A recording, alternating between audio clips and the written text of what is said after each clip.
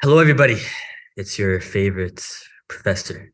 Well, in English, because who knows? Maybe for some gringos who are watching this, maybe their favorite professor in Spanish is in front of them right now. So just to clarify, I'm your favorite English professor. I shouldn't say professor. It's in English. In English, I'm not a professor. I'm just a teacher. But actually, my nickname, Maria probably knows, it comes from Colombians. Colombians, for whatever reason, in university in Cartagena, they were like, profe. It's like, I guess in Colombia, I'm a profe. So in front of me, I have the lovely Maria. She is a Spanish teacher from Colombia.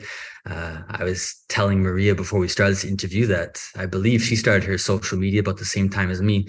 So I've always kind of just checked up on Maria. I don't know, for some reason, it's like, she's kind of like a social media sister because she started at the same time as me. And of course, I always liked Maria because when it comes to learning languages, for me, it's always important to kind of know the culture. And Maria always seems to try to put the culture inside of what she teaches. And whenever I see Maria, I automatically think she is 100% Colombian. She could not be from anywhere else in the world. This woman could only be Colombian. So I hope to talk to her a little bit about that during this interview. And of course, she doesn't always speak in English, so I'm very happy that she's going to speak in English with us. But Maria, to start, why don't you tell us a little bit about yourself? Who are you? Where are you from? What do you do? Okay, those are a lot of questions, but first of all, I want to thank you for having me here, and thank you all of you guys for watching this interview. I'm so happy to be here. And okay, I'm Maria. I'm from Español con María, which is the tropical way to learn Spanish online. And now it is also a tropical way to learn Spanish live. I don't know how to say the opposite of online. I don't really know. Yeah. Okay, what is it? Offline. Yeah, actually, no. Yeah, Offline, opposite. yeah. You're asking me questions about English. I'm not really thinking about that right now. Oh, yeah. So yeah, opposite of online is offline. Yes. Offline. Yeah. I saw that you're doing. I want to let you do your presentation, but yeah, I think right now, because in the past you were doing online classes. I think you still do online classes, right? But I've seen you, and I think I've seen a few other Spanish teachers in Latin America doing it. And I think it's a great idea, but now you're doing like these language trips where basically foreigners, they can go to, I've seen others, they do Mexico, but in your case, you do Colombia, where they can come to Colombia. You teach them Spanish and you also teach them about the culture at the same time, correct? Yes, actually, Spanish is just an excuse to make Okay, yeah. them feel responsible having vacations or having holidays. Okay, Yeah. yeah. Because actually, it's more like a Colombian immersion trip that you will never forget. And when I start to design these trips, I totally love my country. Of course, I never think it's the best country in the world. No, I cannot say that, but I do love my country. Yeah. And I'm really disappointed that many people have a lot of expectations when they come to Colombia, but our touristic infrastructure is not really reliable every time. So maybe some people can have the best experience of their lives and some others can have the worst experience of their life in the same country and also in the same cities. So I just wanted to, okay, I cannot guarantee, but to make it easier to have one of the best experiences in your life in Colombia and also learning Spanish. Well, I want to let you introduce yourself, but I may as well talk about it right now since we're already on the topic. And I sent Maria just basically a set of questions, basically what I want to talk about with her. But this wasn't in the set of questions. But at the same time, many gringos that love Colombia, we talk about this all the time. For example, I lived in Cartagena for 1 year. And while I love costeños are wonderful people, I would say Cartagena, just from my own experience and the experience of many gringos, is one of the worst tourist cities in the world. It's just, the experience for tourists isn't very good. As you kind of said, the tourist infrastructure isn't the best in Colombia. And you kind of see that in Cartagena because it's the most touristic city in Colombia. But the people there, of course, I don't expect Colombians to speak English. It's their country, but you kind of expect to go into a touristic place. Capital, so it should be something. Yeah, so you expect, people to have a good level of English so they can get those gringo dollars. You expect them to be kind of culturally assimilated so they know how to treat foreigners when they come to the country. But when I lived there in 2015, it was always a little bit disappointing for me. And I've seen a lot of gringos in the last few years just say Cartagena has lots of potential, but just the infrastructure, the way that they treat tourists in the city is not very good. So maybe talk about that, because it seems like you, in a way, you're trying to maybe change that a little bit, where you want to give foreigners a good tourist experience in Colombia, because from my experience, not really the best there are experience. Many things. Colombia is such a huge country with such a huge differences according to the place you visit, because even if the geography, you can see like we have cities in the mountains, and we have cities in the coastline, and we have cities in the jungle, and we have cities in the desert. So people is different. And also we have cities where you have more, I don't know how to say this in English, like heritage, like a indigenous heritage, another one which is more Afro-descended heritage, other one which is more European heritage. So people is different according to different cities. And the poverty and the, I don't know the word for desigualdad social. Inequality, the social inequality. Social inequality also is related with educational inequality. So you can find a different experience according to different cities.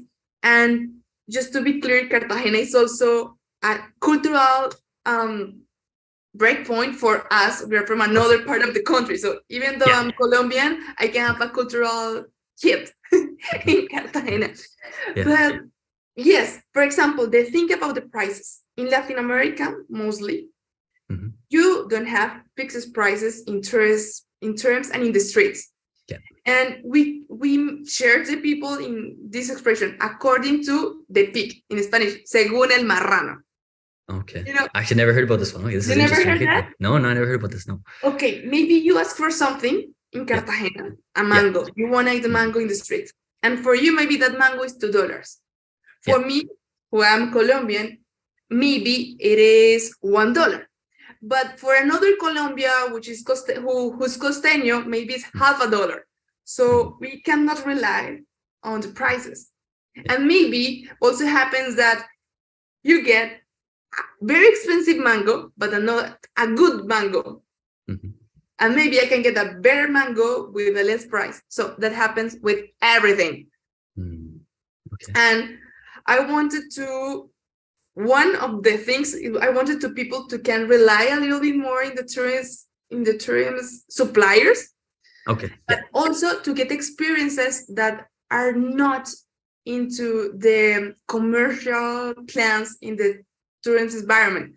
So what I wanted was to give them, even though we go to just one city, we do language weeks, language immersion weeks in Santa Marta, or in Bucaramanga and Santander, or in Medellin. We don't do it like in the whole country. But I want you that in just 1 week, you get the most of Colombia. So for example, if you come for the language week in Santander, you can understand how is the life of Colombians in the cities, in the countryside, and also in a touristic countryside town. So you get a lot in just 1 week. And maybe if you came by yourself, you cannot get all those experiences in just 1 week with the touristic infrastructure we have now. Yeah, for sure. Yeah, I think, of course, when it comes to tourism, I think Colombia has a lot of potential, and they can definitely take advantage of it. There's so many things I could talk about. Maybe you talked about quickly, for somebody who's watching this. Now, of course, a lot of people who are watching this are going to be Latinos, and who knows, I find with Latinos, sometimes I don't really want to get to know the other Latinos. But for me, Colombia is a country that has a whole bunch of countries inside of it. And I think the big part is the geography. And just the geography, you got these valleys, and basically different people, they settled the different valleys, and it created these different cultures. So you got the Paisas, you got the Caleños, you got the Santandereanos, you got the Costeños, you got the Llaneros. So maybe explain it to people. Describe what are the different cultures of Colombia, and maybe what are some of the differences. Because, for example, I believe you're Santandereana, right? Yeah. So when I talk to Rolo, when I talk to other Colombians, I don't know why, but I was talking about somebody about this, and they said I went to Santander, and it wasn't true. I don't know why they always say it, but the other Colombians always say that Santanderiana women are the angriest women in Colombia. They're the más brava, they say in Colombia. And do you know why? Yeah. Why? I don't know. Okay, maybe explain from the just, Santanderiana. Yeah. People just repeat it, but people don't really know the reason why. Okay. The Colombian independence was born not just in Santander, but what's very important in the Santanderian region. And here the women, well, okay, it comes from behind. Okay. In the indigenous tribes here, the women had a really important role.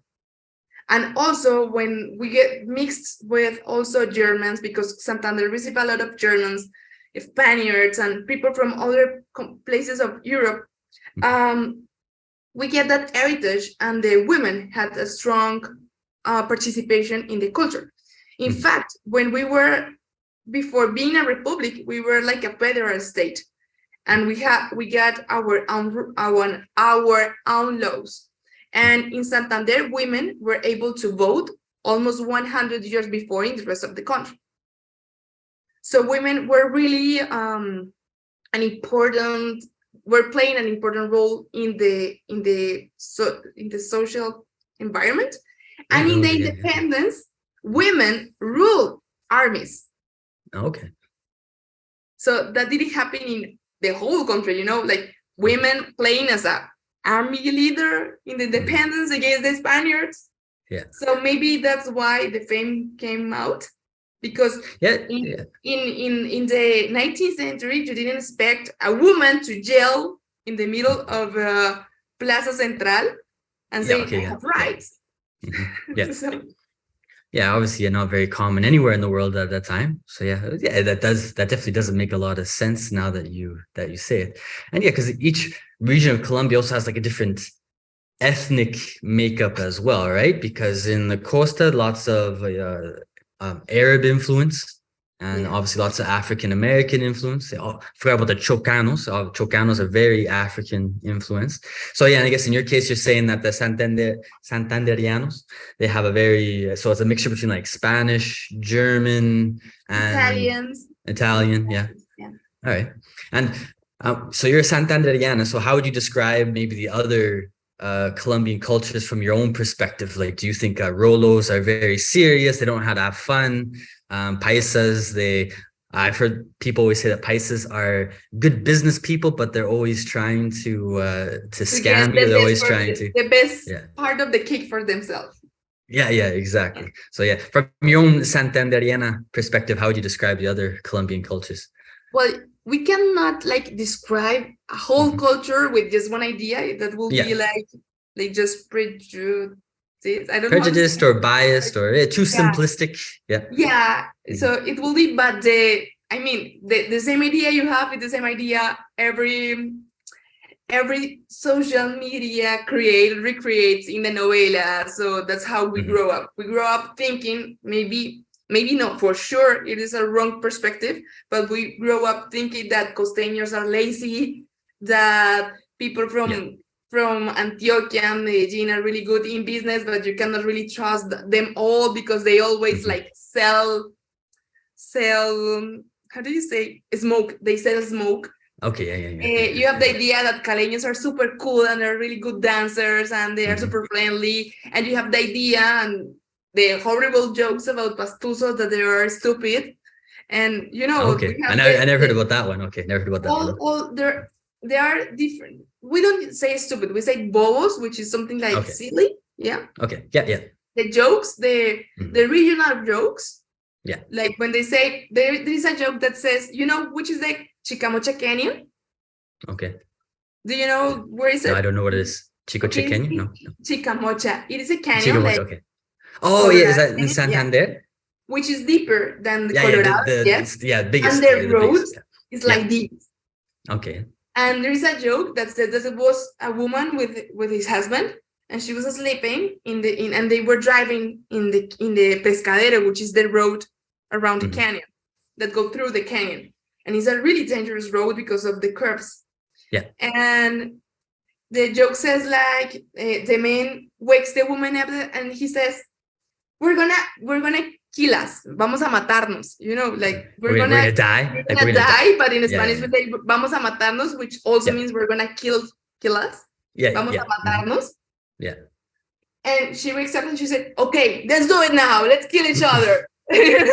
And she didn't realize that we were going to go through the You're gonna fall off the cliff. Fall off the cliff. Okay. So we have that joke from Santanderianos, and we also have like jokes that say that pastusos are stupid. So I don't remember right now like a joke, but that they're easy to manipulate. To them. Yeah. Very actually. Wow. Maybe I can ask you that question too, because I still don't completely understand it, but there's something, and I believe it started in Colombia, and maybe it's spread throughout all of Latin America, but I think it's very important for the Colombian culture, is the Malicia Indígena. And I believe that the original story came from a movie about some guy, I think like some guy pretended he was an Indian prince or a king, and he went to Pasto or something like that, and they all believed that he was actually this Indian prince. And that's basically where started this Malicia Indígena, this term. But maybe you know a bit more about it. What is Malicia Indígena? I don't know that story, but I explain Malicia Indígena as tropical wisdom. Okay, because that's what I never understand. I don't know if it means that the person is stupid or the person is smart. I always get confused. It's more than smart. It's like clever. Okay. Or I know there is an adjective in English, but I don't remember it. Like, did you watch Zootopia? No, I haven't seen it. I know kind of what it's about, but there is a character which is a fox. Okay. And fox are famous because they are like clever. Clever, very clever. Yeah. So Malicia Indígena is like being that fox. Okay. Like, and those people, because again, I'm still trying to figure it out. So it means that they're smart, but does it mean that they're smart like in a good way, like they help people, or does it mean they're smart and they know how to take advantage of people? Because that's sometimes what I don't get. They can take advantage, but they also don't let anybody take advantage of them. It's also like a defensive. Okay. All right. Yeah, because that's what because it's kind of sometimes seems like with Colombians, it's both a good thing and a bad thing. Like it's a good thing that you have Malicia Indígena, but it's also a bad thing. But that's what always confused me. So from your perspective, is it kind of that where it's both positive and negative, or is it mostly positive, or is it mostly negative? It is mostly positive. Yeah. But it is in a negative environment. Like it's like no dar papaya, you know? Yeah. Mm-hmm. Yeah. No dar papaya is something you do to protect yourself, but it's actually not being totally free to do things. Mm-hmm. Yeah, you can't wear whatever you want because you don't want to. Yeah, dar papaya, exactly. Because obviously my students, they come from all over Latin America, and I always just say, I wish all Latinos had dar papaya. Because I would say in all Latin America, they all have the same rules. Like right now I'm in Argentina, and they say the same things as Colombians. Like, when you go into the street, don't take out your cell phone, don't wear fancy jewelry. So I'm thinking in my head, no des papaya. But also it's not for just that environment. For example, you want to ask me for lend you money. Yeah. Mm-hmm. And you are like a little bit ashamed to ask me directly. But if I say, I have some extra money, I don't know what to do, I give you papaya. And you say, me dio papaya, I have to ask her now. You know, like, give me the opportunity too. So it's not also just to somebody do something bad of you, but it's also like an opportunity you can take. So just no des papaya is just don't give other people opportunities to screw you over, as we say in English. But you can also say, me dio papaya, I need to take advantage of that. Oh, okay. Maybe it's not bad. You didn't want to steal that person, but you had to take advantage of that. Yeah.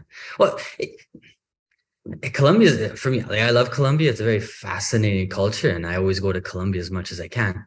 But I think as a Canadian, for example, it's almost kind of a different way of thinking. So it seems like with Colombians, basically, like for example, in Canada, I can leave my cell phone in the gym, wherever, and nobody's ever going to take it. It's just the way it is in Canada.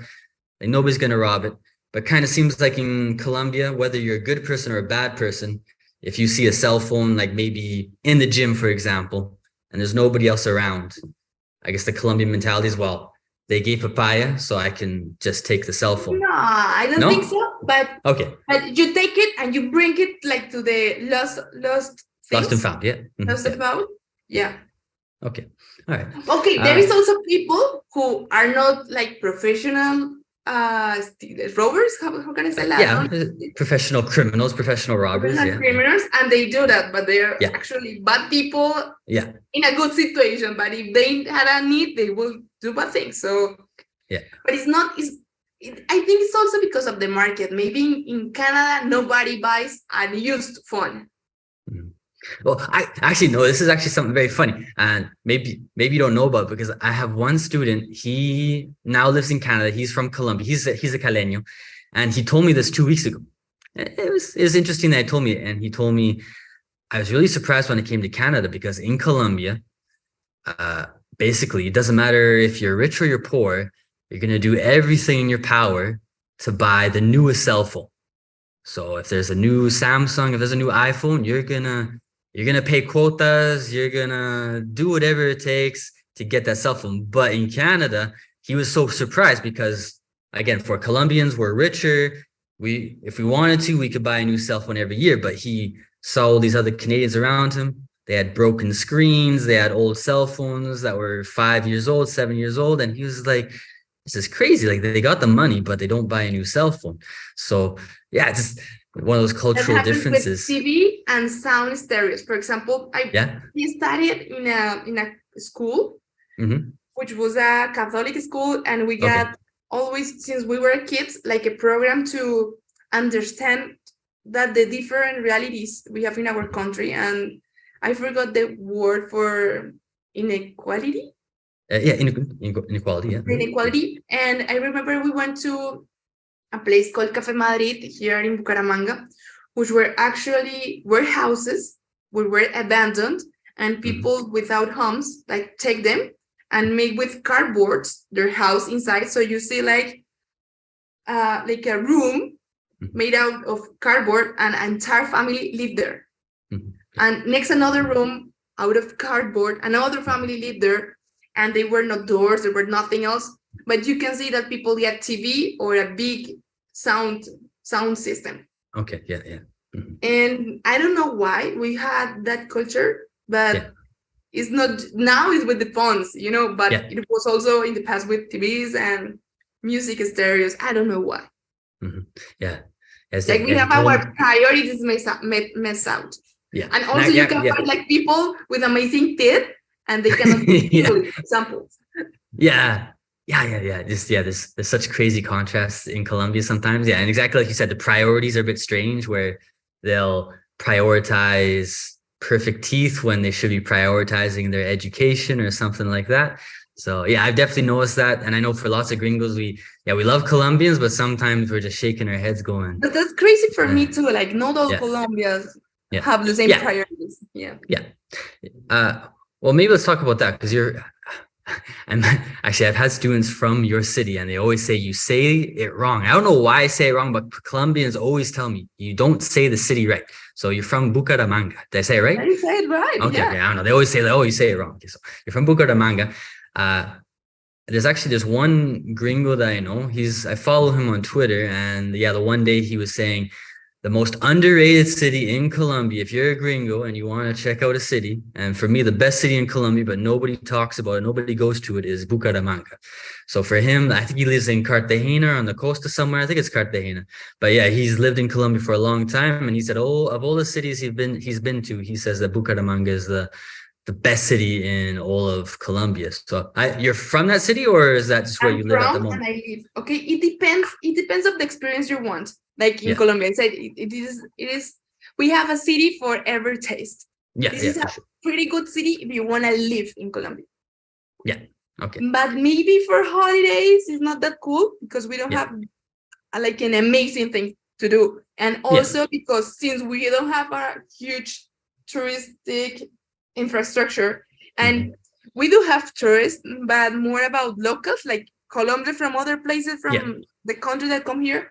So they come with their car. So we don't really have a really good transportation to go to the place, to the like, you don't have like a big international airport or anything.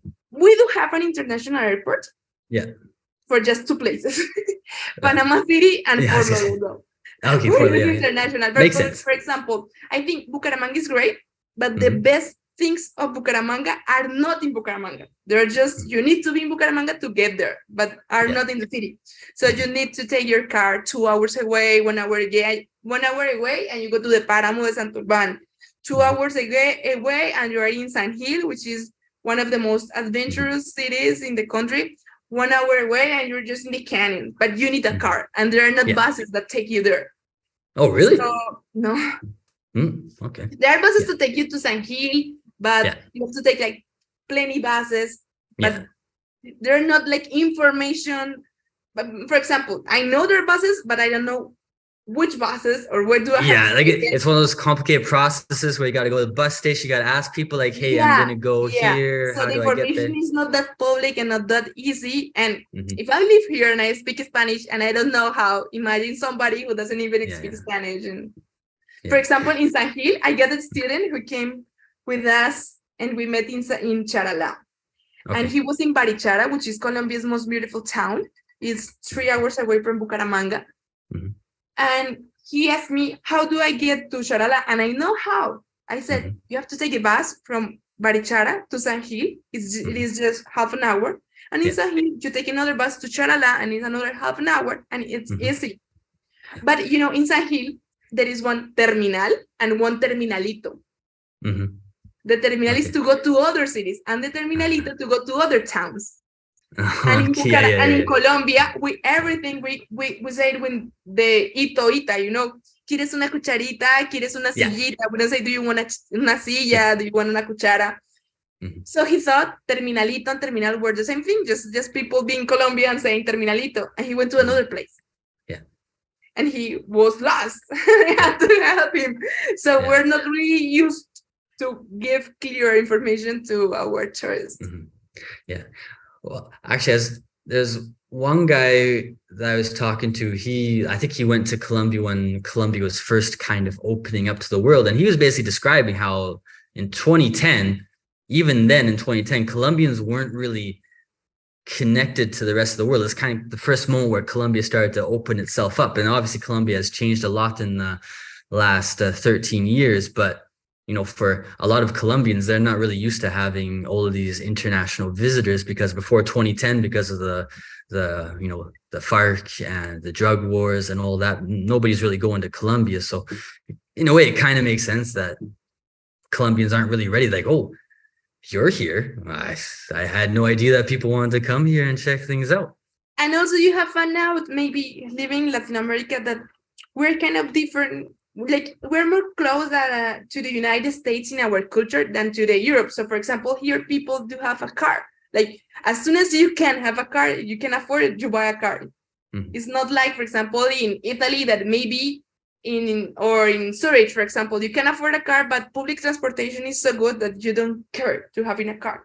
So people really, when they can, they buy a motorcycle or a car. So Mhm. we don't really know how to use the public transportation outside cities, Mhm. Yeah, for sure. I guess going back to Bucaramanga, because like you said, it's a good place to live, but not really to do things. But I think lots of gringos, like for myself, I like doing tourist stuff. I like having adventures, but at the same time, I think you start getting a little bit older, you want to find a place to live. And I think when that guy was talking about Bucaramanga, he was saying, yeah, if you want a good place to live, high quality of life, then Bucaramanga is a good place. Because I've always heard about this nickname for Bucaramanga. Maybe you can tell me about it, but I've always heard it's the city of parks or something like that. It's the city of City parks. of parks, and also the pretty city. And actually, it's a good city to visit, but I suggest not just including Bucaramanga, more extended the visit to Santander, which is the department, because you can miss a lot of important things if you just stay in Bucaramanga. Mhm. And we have more than 200 parks in the city. It's a pretty green city. Mhm. And Is there a super reason for that? green. Like, was there a politician who said we're going to build a whole bunch of parks, or I don't how did know. all these parks happen? I don't know, but it's kind of new city. Okay, it's not new. It has 400 years, but since we're in the mountains and we're in a meseta, I don't know how to say meseta in English, but A plateau. You're on top of a plateau. and we're surrounded by mountains. So like a few years ago, they were just houses. Okay. And since we are 1 million people here living here, and there are not 1 million houses here, we have to put houses down and make buildings. So there are many new buildings, and the houses had a backyard. And also our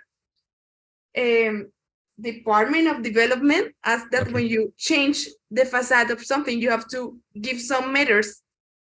Oh, yeah. That's urban planning, huh? Yes. Yeah. It doesn't work. It doesn't always work. But Yeah. And because of the parks, I don't know, but they respect the parks we had originally. So we do have a lot of parks. Like, I don't know, every barrio have its own park, and maybe the streets have their own park, and there are a lot of green zones. All right. And what about the culture? Because obviously Caleños, they have salsa, the Costeños, they got vallenato, and they got I guess the beaches. Paisas, I guess. Great things, but the sad thing is we're not proud of, because Paisas, they really say, I'm Paisa. I'm super proud of being Paisa. And if I speak more Paisa as I do, it's better. In Santander, we say, oh my God, I speak so Santanderiano. I'm so ashamed.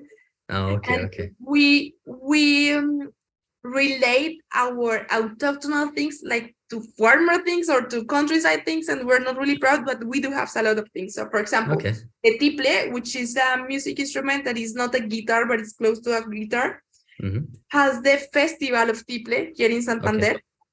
And there are pretty good music, but it's not trendy music. Yeah.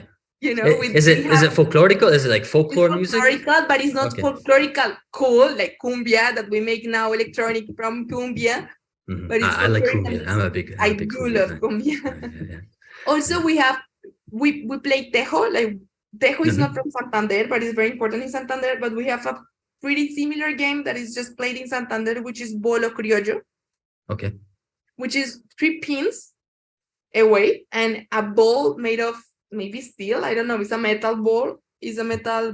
And you have to throw it not like in bowling, which is rolling. You have to throw it like, I don't know how to say it in English. Was it like with an arc? Yeah, like in an arc, and throw those pins away, but from the upper side. So you have to knock them down from above. Yeah, from above. Okay. All right. Interesting. We do have that. We have amazing views. And we are really good on. We do have one of the best places in South America for climbing and for doing paragliding. Oh yeah, I've heard about that. Yeah. Okay. Yeah. So like climbing, like rock climbing. Yeah, rock climbing. Okay, so rock climbing and paragliding. Yeah, for sure. Whenever I hear about Santander, it's usually about doing adventure stuff like whitewater rafting, paragliding, rock climbing. It's usually something to do with being outdoors. And I don't know, the people, are they like, obviously I told you about the stereotype about the women from there being brava, but I don't know, are the people also famous for something else? Because people always say that Bucaramanga is a good place to live. So I don't know, is it safer? Are the people calmer? Are they quieter? Or how are the people there? It is an atypical city in Latin America, not just in Colombia, because it's a middle class city. Okay. So here you find cities with super rich and super poor. Of course, we do have super rich, and of course we have super poor people, but most of the city is middle class. Oh, okay. Yeah. And you do find, but have you been in Medellin? Yeah, I've been there once. Or in Bogota? Maybe you're in a super luxury building, and next to the building is a house. Maybe just with bricks and cardboard, and they don't even have power or legal power. Here you find a super luxury building next to a less luxury building next to a less luxury building, and it is more like gradual. There's not like stark divisions between the classes. Yeah. Okay. Yeah. And never been also it is safer, and people here is really hard worker. We don't have huge industries, but we do have a lot of small companies. Mhm. So we're super hardworking people, and we Mhm. got one of the lowest rates of unemployee in the country.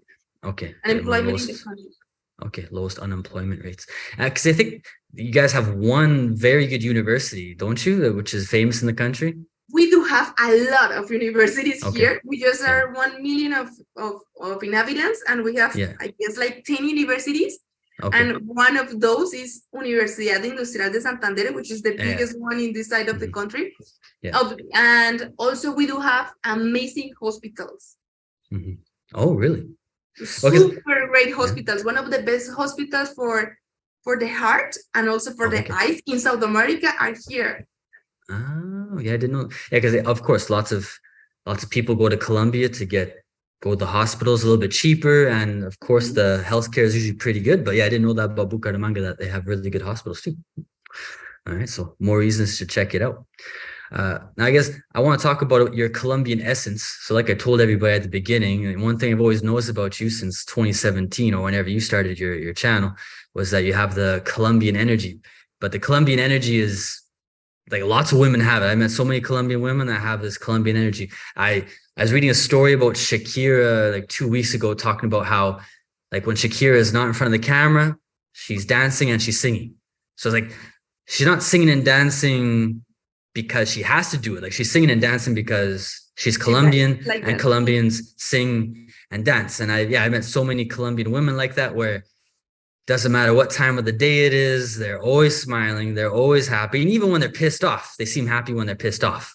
So I think since you're a teacher and you teach Spanish and you try to help your students understand the culture, for me, it's always confusing about why Colombian women can be so happy. Because obviously there's a lot of bad stuff that happens in Colombia. You always think like these women shouldn't be so happy. They should maybe be a bit more realistic, maybe a bit more somber, a little bit more cold, but no, they're always incredibly happy and always smiling. So maybe you can explain to me why Colombian women are like that. It's not just the women. Colombia has been like the winner of many years of the one ranking of the happiest country in the world. I don't know why. Yeah. But there are many things that can be related. Of course, we're fucked up about the economy and about violence and all that stuff. But we do have amazing things that you can't buy. For example, we have an amazing weather. Okay, yeah. Amazing weather. It's easier to be happy if you have sunny days or if you're not cold. Or it's easier. Yeah. We're a lot. We're a lot of Colombians, and you find people everywhere. Like you don't feel lonely here, or it's not so easy to feel lonely here because maybe if you live by yourself and you have no family, you just go out and even people you don't know say, "Hi, how are you?" So you feel like really comfortable all the time or welcome. Also, here the smile. Thank you for asking me that, because you make me remember here. Not to smile is rude. Yeah. So maybe we get used to smile, but I think it's a good culture or a good manner. So because we have those mirror neurons, so you just repeat what you see. So if I start smiling, maybe you start smiling and your attitude would change. So I think that we create a society of smileys around. Yeah. Makes it easier. We have music all over the streets. Yeah. And I don't know. I think we have things that, of course, it will be great if we had not poverty and if we have not injustice and we have not that I forgot that word, inequality. Inequality. Yeah. But we do have things that can't be bought. Yeah, so sure. Maybe that helped us, and we also have no choice. I mean, we have to make the best of what we got. Yeah, so it's like be happy, or you can be depressed for the rest of your life. Yeah, so you just have happiness. two choices. You cannot change the other thing, so at least you can change yourself. But at the same time, like, as a Colombian woman, do you wake up in the morning saying I need to be happy, or is it just something natural? Like this is the way I am. I'm just a very happy person. I'm not happy all the time and all day. But it happens that if you're like this, people will say, take away that cara de culo. So society also doesn't need Yeah, yeah, and I love Colombians, but I'm Canadian, so of course I don't smile all the time, and I like it and I don't like it. Is if I'm, I'm typical Canadian, not feeling very happy. I'm just like normal, just like. But yeah, Colombians would be like that, be like, why aren't you smiling? And it's like, I just don't want, I don't Yeah, feel like yeah, like smiling. But we yeah, of have course, for people Colombians, also. you gotta be smiling. You always gotta be smiling. So You I have like it this and I don't social like it at the same pressure. time. Yeah, social pressure. Yeah, in Colombia, you always gotta be smiling. If not, somebody's gonna tell you, Something why aren't you wrong. smiling? Yeah. Yeah, exactly, something's wrong. All right. Now, you started your Spanish school. And even when I first saw you, found you in 2017, I believe it was, I was always just curious how you stumbled into teaching Spanish. I don't, because I think when I first found you, it seemed like myself, like you didn't go to university, you didn't go to school to become a Spanish teacher. It seems like something you might have stumbled into, but I'm not too sure. So how did you Yeah, I end am up a teaching journalist. Spanish? Okay, you're a I'm a journalist. Okay. journalist. Okay. And there were many reasons why I started Español con María, but Español con María didn't start as Spanish school. It started more like a Spanish communication media for Spanish students. Okay. Okay. Wasn't really like I didn't want it to be a teacher. I wanted to create content to help Okay. people learn Spanish and also Okay. get closer to Latin American culture. Mm-hmm. But one thing takes to another. Mm-hmm. Yeah. So I end up teaching Spanish too. Mm-hmm. Now, like, was it a gradual process, or did just slowly with time people started asking questions like, "Hey, can you give me some lessons? Hey, can you do this for me?" And you slowly started Okay, your I business. created my website, and Yeah. since the day one, I offered the lessons, but I didn't want to give them. I just say like, if somebody does, you have to pay good, so because I need money. That's what Something I say else. too. For private classes, I say the same thing. It's like, I prefer to teach group classes, but if you really want private classes, then okay, just you got to make sure you pay me enough money to make it worthwhile, because I don't really want to teach private classes. I really wanted to create content. To Yeah. create Mm-hmm. content was my main goal.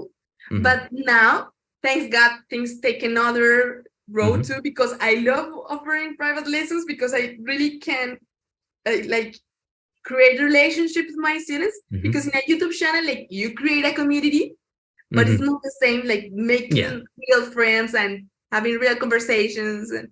Mm-hmm. And All I right. really enjoyed that part of my job. Yeah, like making a connection with somebody.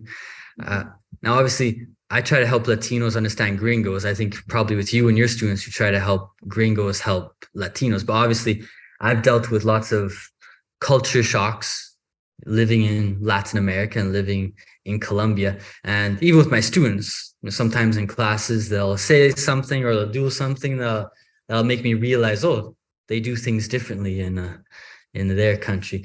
So I'm curious to know, from your own experience teaching, have you learned things about other cultures? Maybe when you first started, you kind of just assumed, oh, like old people are like this, and then you have a student from the United States and you realize, oh, they think differently than the way I think.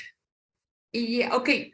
The first thing that I think is kind of special in Español con María is that Spanish for us Colombians, okay, Yeah. we do English, sorry. English for us Mm-hmm. Colombians is like a mandatory thing. Okay. Yeah. So we Mm-hmm. need to speak Yeah. English. Mm-hmm. Spanish is an optional thing. Yeah. So I Mm-hmm. found out that many of the people that come to Español con María Mm-hmm. feel closer to Latino culture than their own culture, and they get interested about Spanish not because of the language but because of the culture. So Mm-hmm. maybe I don't. Okay, of course I do have like cultural shocks. What's the word you use? Yeah, like yeah, culture shocks, maybe. Cultural Yeah, I would say shocks. culture shocks. Yeah, culture shocks. Yeah. But I don't. For example, my German students are not the German. It's like a Latinized German student. So it's Mm-hmm. kind of different because Okay. also my students doesn't feel really comfortable in his own environment.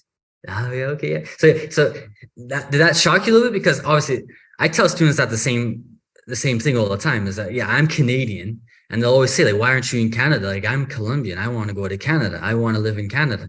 And I say, it's tough to describe. It's just I don't really want to live in my country, Yeah. and just when I went to Colombia, Colombians made me feel more welcome than I did in my own country. So I wanted to be in Colombia. And yeah, there's things that are better in Canada than in Latin America, but the things that I want in life, I have them here in Latin America. But yeah, was that a little bit shocking to you to see all these foreigners that maybe we're already starting to get that Latino sabor, that sazon, and you weren't No, expecting actually, it? it's something I thought in the past before, like it was an hypothesis I had, and I just Mhm. confirmed it with Español con María Okay. because I got the hypothesis that, Mhm. okay, I said this because I sell Spanish, but it's not because I'm Spanish. Yeah. Life is cooler in Spanish, but actually, life is not cooler in Spanish. Life is cooler in Latin America. Yeah, it's true. Yeah, because who knows? Maybe in Spain it's not as cool as in Latin But America. it's cool in Okay. Latin America with foreigner income. Point. Yeah, no, yeah, it's true. Yeah, yeah. As a gringo, I know that all gringos know that. Yeah, Yeah, we know because you that. don't get the things we don't like about our country. Yeah, You yeah, don't yeah, get the yeah, problem of unemployment. You don't get the problem. yeah, Okay, you get the inflation, but you have such a strong yeah. currency, so you actually Hmm. take advantage of the Hmm. prices here. Yeah, And here you are probably a handsome man, and people is gonna say, "Ah, I like that green go." Maybe in your country you're just a regular guy. hmm, yeah, yeah, So, yeah. so I think they get such an amazing experience when they come here. Hmm. So it also they have an even better experience that we never get. Yeah, yeah, for sure. Yeah, if you can have US dollars and go to Colombia, food is cheaper. Yeah, And you like don't have to find yeah, out like you don't have to wait for a public service in healthcare because you can pay, yeah, you can afford yeah, for a private one, and you say, okay, it's super cheaper and super good. So you get yeah, the actually you can get the best of the country and of yeah, the yeah, country. yeah, for sure. And but some of the things that surprised me, for example, we are used, like sadly, but we Colombians are used to be asked in an airport, why do we go to a place? Where do we get the money to travel? How long we're gonna stay? We are used to pass over scams. And for example, I remember once in Mexico, they took all they asked me how much money do you have? And I said, I have this amount. And they said, show me and count in front of me. And I was okay, I did that. And in Spain, they make explosive tests on my buttons of my shirt to check I had those explosive. And also and I went to Brazil and I got some coffee to bring to my teachers in the university. And my coffee was broken Oh, and they did really? cocaine tests. So of course we don't like it, but we know those things can happen. Yeah. And when I got the experience of a German student who get not even that thing, he went to the States, and in the past he went to Cuba. We know that if we want to go to Cuba, we take another card, not our passport, to get the seal. Easy. Okay. You know that you're Latino. That's your tropical wisdom. You have that Malicia Indígena. Gringos don't like Cubans. You don't want they to know you were in Cuba. Point. Yeah, yeah. Yeah. But he was German. He never thought think that. about that. Oh, okay. And he never had to ask for a visa. So he supposed he has the right. Of course, we all those have. Of course, we all citizens have the right to be in the world because the world belongs to us. But we Colombians haven't grown with all that freedom. Yeah. So he went to the States, and they said, "You cannot get in. Why did you went to Cuba? Tell me why." And he was inquired of all that stuff, and he was like super mad. And now he hates the States, and he doesn't want to go anymore because he was asked why he went to Cuba, and it was like, "You're so sensible. Don't do that." And also, I got some students like in the COVID. French students were saying like, I do have the right to breathe freely. I don't know how to say libremente. Breathe freely. Yeah. Freely. And I don't want to use a mask. And here I was just use the fucking mask. Yeah. Like, but we don't feel free to stand up for those kind of rights. And people from other parts of the world stand up for all those kind of rights. Yeah. Also, I get it like my lessons. I record them to give them to my students. I don't record them to put it in any other place or to use them for anything.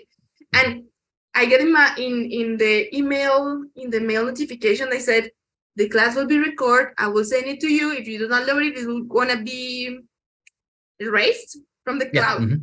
Yeah. And I got like one message of a woman that a new student, she booked for a lesson. Yeah. And when I was like in Zoom waiting for her, she joined, but she never get into the lesson. And I wrote her a message and she said it was a disrespectful thing that I was recording the lesson. I was attempting to her privacy. I was like, okay, don't worry, I can stop recording, but it's just for you, it's not for me. So I also realized that maybe people from other countries are more private in their life that we do. Like we're so open. Yeah, for sure. Yeah. So I don't know. I'm not really like that, but I know exactly the type of people from my country or the United States who would say, hey, it's my privacy. I gotta have my privacy. And they don't want anybody going to their private lives. And yeah, even me as a Canadian, like when I do Instagram lives or things, I'll get very personal questions from Latinos. Maybe they might want to know about how old are you? Do you have a boyfriend? Exactly. We can ask your age. We can ask everything. And in other places, sorry, am I right if I ask you this? Yeah, exactly. So yeah, even for me as a Canadian, there's sometimes where it's like, oh, it's a bit too personal. I'm not gonna tell you all of that information at the moment. And I'm curious because you started the school, and well, I'll start with this question first. So your students, are they mostly, because it sounds like lots of Germans, like are they mostly Germans? Are they mostly Americans, Canadians? Is a mixture? Americans. Okay. Like I divide my students in like two big groups. Okay. Americans and Europeans. Okay. Yeah. Of course, I do have people from Canada, but they are not like such a big group as Americans.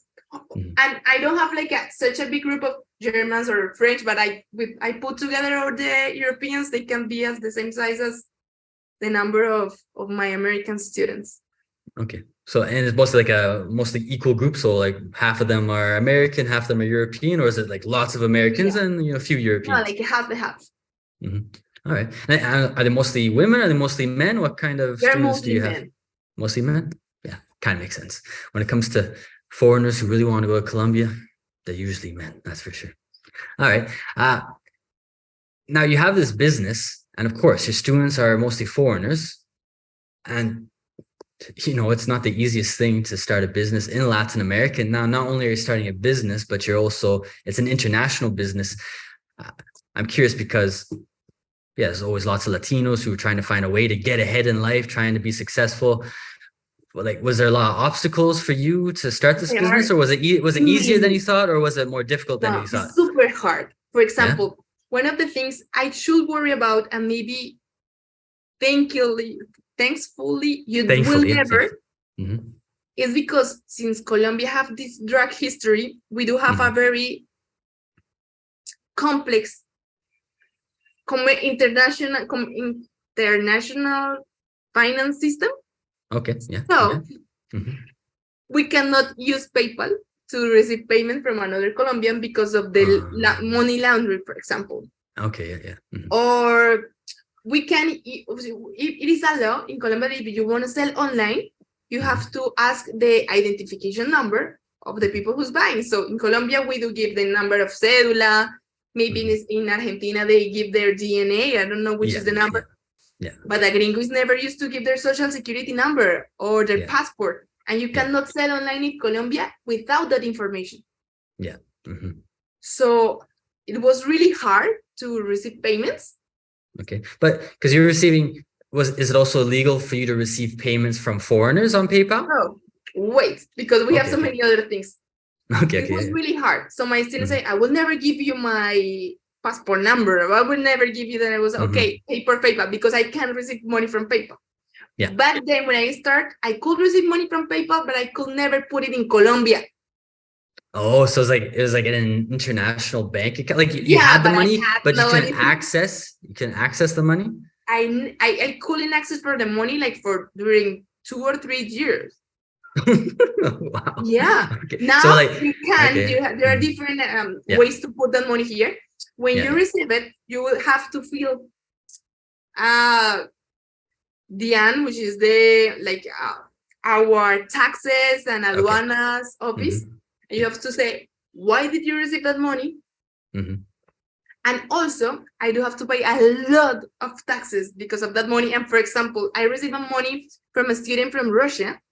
Okay, yeah. And now I receive a 2 years investigation process because of my relationship with Putin. No, that's from the Colombian government or from the American government? Yeah, from the Colombian government. Oh, wow.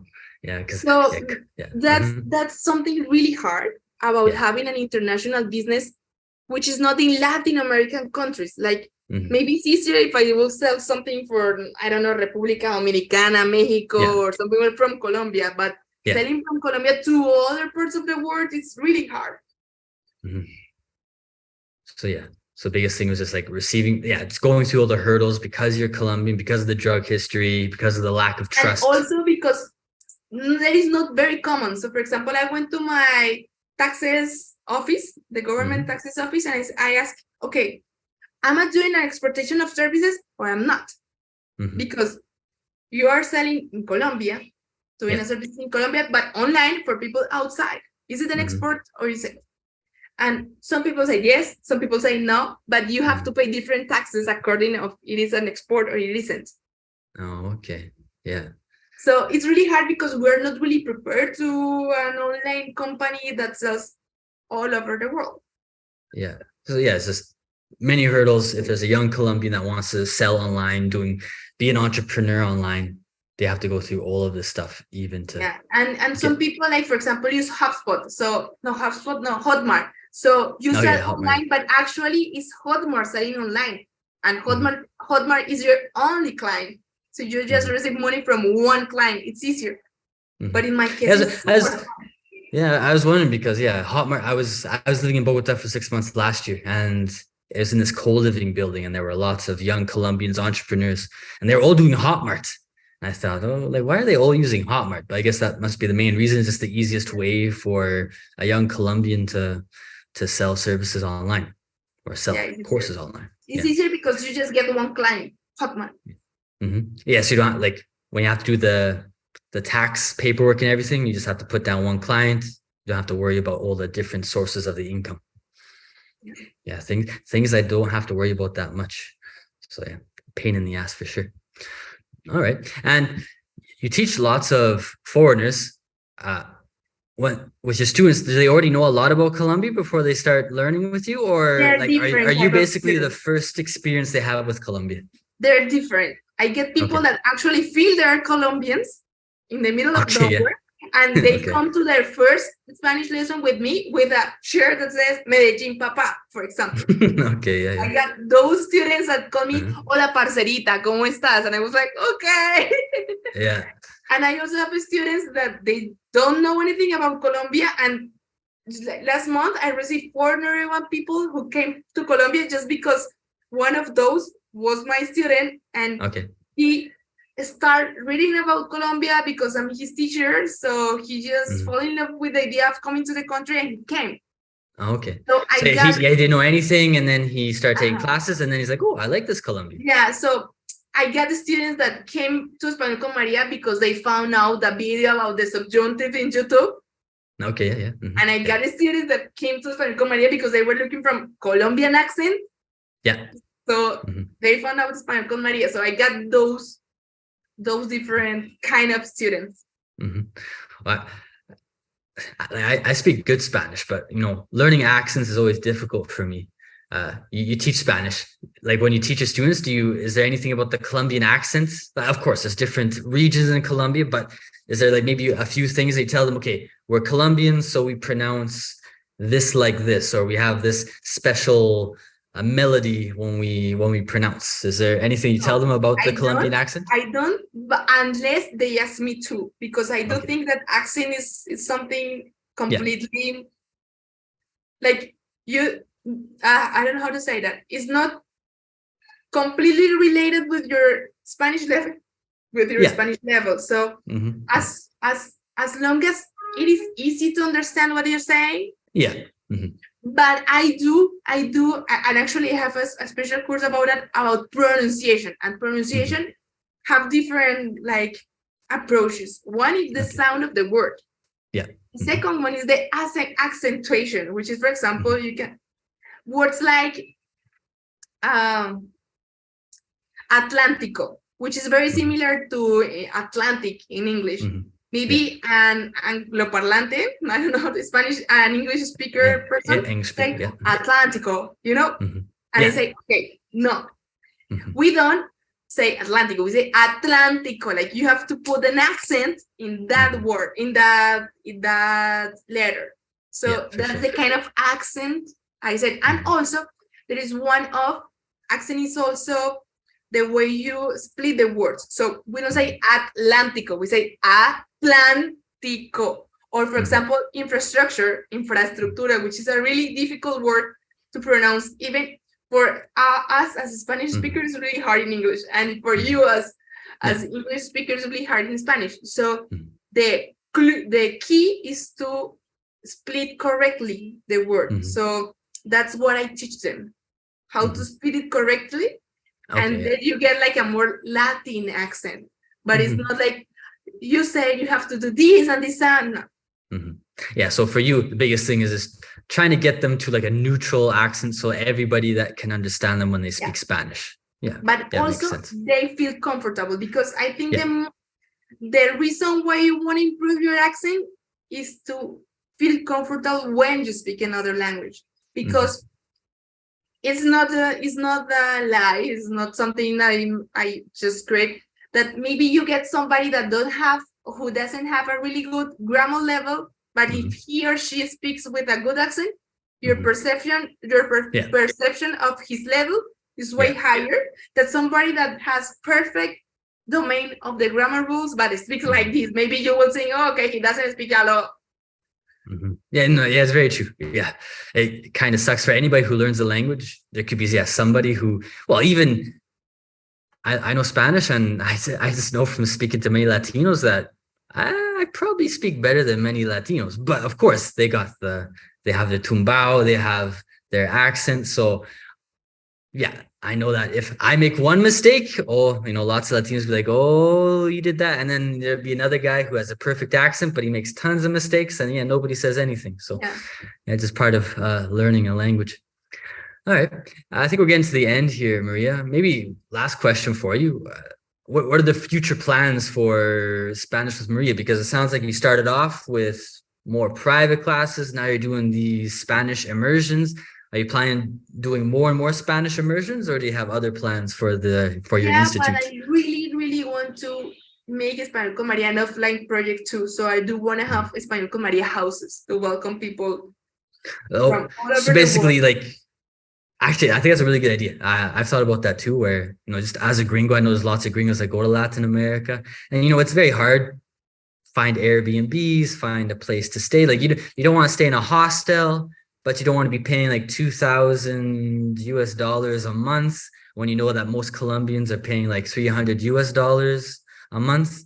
So yeah, I think, for me, that's a good idea. I would definitely. They want houses that become a place that, okay, for me, Latinos were born wherever they want to, because Latinos can be white, can be black, can be yellow, can be Arabic, can be from everywhere. You have native Colombians who are black, who are like Arabic, like we are from all over the world. And Latino is more like a cultural idea than a geographical idea for me.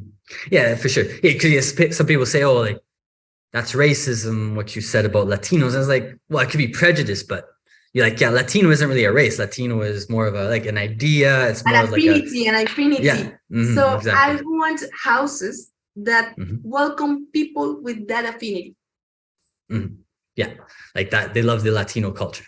Yeah. Right. And wanna enjoy. For example, in Colombia, it's easier because Colombia is in the middle of Latin America, but I do want to give them the opportunity to learn Spanish here. But I want my houses, for example, in the coldest city in New York. That you have something really, really great, and now you find out the super colorful house that you feel that you leave New York and you get into Latin America. Yeah. Actually, I have a question for you. Another question, random question for you. Because behind you, well, your website, well, yeah. One thing I like about you is, yeah, again, like you're super Colombian. So lots of colors, it's tropical. And even behind you, you have a yellow wall. One thing that drives me crazy about some Colombians is that they like white walls. And it's like, why? Like, because when I think of Colombia, I think like you. I think colors, I think tropical, I think happiness. And you'll go to many Colombian homes and they'll have white walls. And some Latinos, because it's not just Colombians, but many Latinos like white walls. And I've asked a few and they say, oh, white walls look better. And I think, when Yeah. I'm like, as a gringo, when I think of Latin America, I don't think white. I think like those beautiful yellows, those pinks, those reds, those blues. And you get so many Latinos that will have a very boring interior design. And so Yeah. you're colorful. But this Maybe, isn't a yeah, scenario. I mean, this yeah, was prepared. Like, if this were my room, maybe it yeah. would be white. No, But okay, I yeah, took a picture of Cartagena, and you have the yeah, Torre del Reloj, which is this yeah. color, and you have this Actually, yeah, kind of I saw color. a color. I said that reminds me of the Yeah, wall, that's what in I Cartagena. wanted. I'm Yeah. super smart. No, okay. Good at branding. You're very good at branding, that's for sure. Okay, But so it's actually, white. so like if you had your own, like if you have your own house, you're gonna have white walls, or would you have My colorful house walls? is white. I mean, you just Yeah, leave that wall, and it is look at that. white. Yeah. Well, I've asked many Latinos this, but maybe give your own perspective. Why do Latinos like white walls? Okay, there are different reasons. The first one Okay. is that many of us don't own the house, so we're Yeah. just Okay. Yeah. renting it, Exactly. Yeah. and you need to put it white again to Yeah. give it back, and you just rent Yeah. it for 1 or 2 years, so it's Okay. Yeah. easier to keep it Mhm. white. Yeah, but even Latinos that own their own houses and Yeah, apartments, I they have a don't white know. wall. Yeah, I think somebody told me it looks cleaner. It looks cleaner if it's white. But when I went to Europe last year, I was Mhm. surprised Yeah. because of the interior design. So, for example, in Poland, I thought Poland would be like super gray Mhm. and super dark. And I found out that even in the most remote town, I went to a bathroom in a bar and it was Mhm. super colorful and the Mhm. chairs were amazing. I was, okay, why is this happening? And then I think, okay, these people are always inside. They just go Mhm. outside like for 2 months in the Mhm. year. Yeah. Yeah. So they really care about the interior design because it's where Mhm. they spend their life. Yeah. Mhm. We have colors outside, so maybe we don't care about it inside. I don't know. Yeah. Maybe. Yeah. Yes. Yeah. It's one of those Latin American mysteries. I'm still gonna do my research, see what the Yeah, reason but is. my mom's house is white, my grandma's house is Yeah, so, white, so white. and my house I'm always and her house. disappointed. I'm always disappointed when I go into a Latino house. It's like, oh, it's And white walls again. you don't have trees, I mean plants in a Mhm. room. I mean, I have it because this is my studio in my house, but Yeah, yeah, yeah. in my room I don't have plants. Yeah, geez, you gotta get more plants and colors in Latin America. Yes, I think so. Actually, I wanted to ask you about this because you went to Brazil, right? Yeah, Yeah, and you learned Portuguese? yeah. Yeah. I'm curious because, well, I'm going to go to Brazil for the first time, probably in 2 weeks. But for me, the way that Brazil sounds, it sounds a little bit like a giant Colombia, but they speak Portuguese. So maybe quickly, what would you say would be the difference between Brazilians and Colombians? Do you find them similar? Like when you went there, did they seem very similar, or did you find them very different? There are many things that are similar, but for example, for me, in my experience, I love Brazil. I love it. But for example, for me, the way the men behave is super different. Like in Colombia, men are super gentlemen. I mean, even though they're not your boyfriend or your husband or your father or your brother, they wait for you in the door. They hold the door for you. Oh, Most of okay. them. Yeah. If you are like in a building and you're gonna go in the inside the building at the same time than a woman, the man waits and let the woman go in first. So those things doesn't happen in Brazil. Ah, okay. So Surprising. I found out that Brazilians were super rude. For example, like I was in a bar or in a disco, and in Rio, like men were like violent. I mean, I was walking and you get caught with your Grabbed. Yeah. arm here is something that is happened, I'm gonna punch them.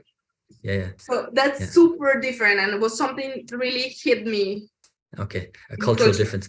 Oh, Yeah. I've heard even gringos that have been to Brazil, they say, yeah, clubs and bars, very normal to just kiss a whole bunch of people. Yeah, it's super different. Yeah, so. But people is really friendly. I think they're as open as we are. But I think it's easier to make like friends for one day, but not like real friends.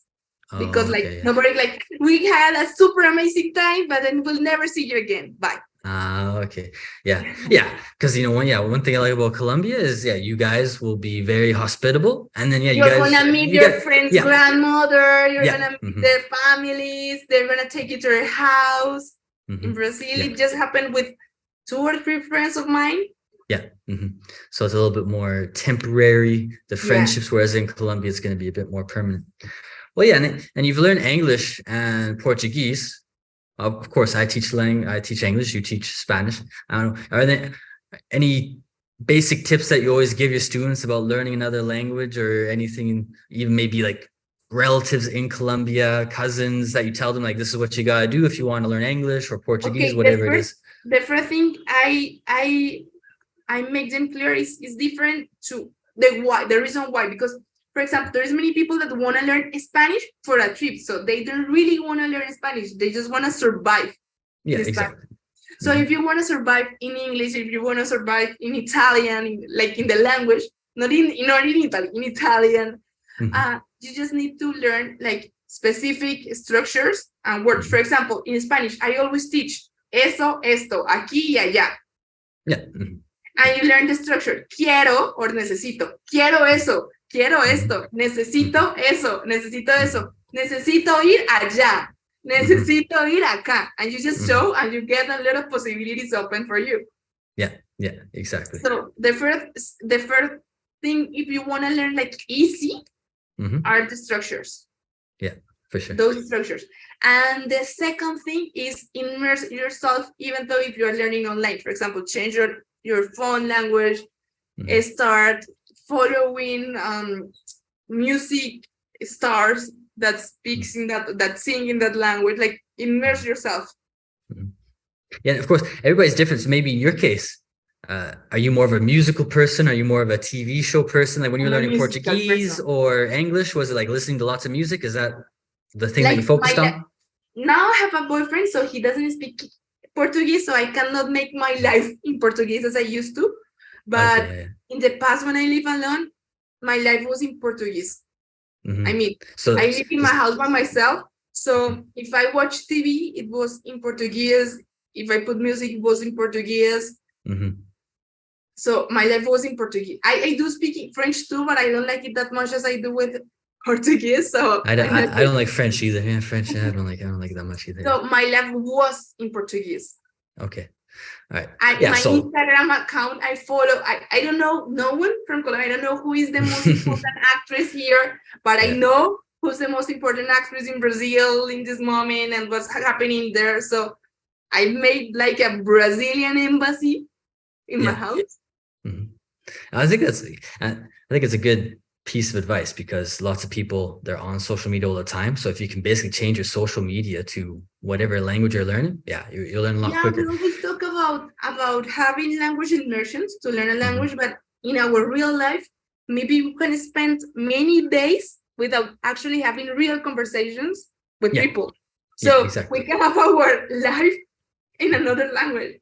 Yeah, exactly. Yeah, people always say, I don't have anybody to speak with, what do I do? And so if you change your social media to American social media or Brazilian social media, it's definitely a lot easier to keep your progress going. All right, Maria. Well, I think that's everything I wanted to talk about with you. Of course, I think most of the people are going to be watching this will probably be other Latinos. But of course, if there's a gringo or a Latino who wants to know more about you, where can they find information about you? They can put Español con María whatever, and there's gonna find YouTube, Instagram, Instagram, TikTok, Spotify, whatever. Everywhere. And my website, españolconmaria.com. Yeah, same with me. Just use Profe Kyle wherever you like to get your social media. You'll find me somewhere. All right. So yeah, Maria, thank you very much for talking to me. I've been wanting Thank to you very talk to you much for a for long having me. time, and it's exactly like I expected, a very friendly Colombian. So everybody, thank you for watching this interview with Maria, and we'll talk to you soon. Bye, everybody.